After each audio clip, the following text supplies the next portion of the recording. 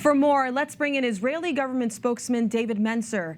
David, thank you for joining us. First, can you tell us how the 4 rescued hostages are doing? Well, thank you very much for having me join you, Monse. The 4 are doing remarkably well. The Sheba Hospital near Tel Aviv is by now quite experienced at dealing with the trauma of these hostages. But these poor 4 people have been in custody in Hamas's terror clutches for 8 months now. The initial stages, say the doctors, is normally quite euphoric. They are obviously delighted to see their families. All of us here in Israel, and I think around the world, cannot have helped to shed a tear to see those people reunited with their families after 8 months. There is that initial euphoria. They have been checked medically. The doctors have found them to be malnourished, but other than that, they are okay. Absolutely. Well, we're praying for their speedy recovery, but I have to ask if you know anything more about the U.S. hostages that were taken.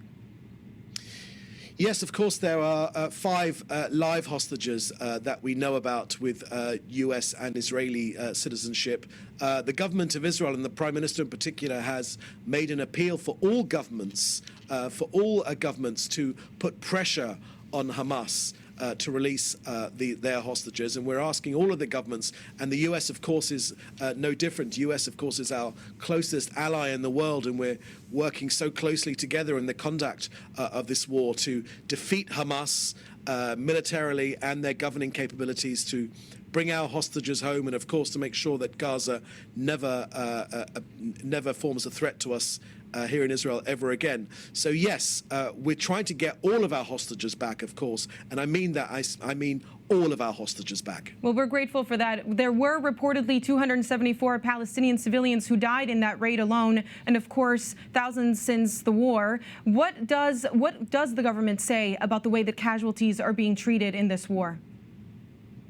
Well, Israel will always try its utmost to keep civilians out of harm's way. But I'll tell you one thing, it is a particular kind of chutzpah to kidnap our people, to steal our people, to hide them away in dense civilian areas, used as slaves in a civilian home with a Hamas gunman, and then to complain about civilian casualties when we rescue them. Now, Mr. Mencer, Secretary of State Antony Blinken returned to the Middle East today to meet up with top Israeli officials. What progress has been made on the Israeli proposed ceasefire deal? Well, unfortunately, precious little progress, because time and time again, and the U.S. have confirmed this, Secretary Blinken, as well as Qatar and Egypt, they always say the same thing. It's Hamas every single time that walks away from a deal. And I tell you why they walk away. It's because they're emboldened by so many international players. They think to themselves, why do we need to give back hostages if the international community is putting so much pressure on Israel? Well, we'll keep watching this closely. Thank you so much, David. Good to be with you.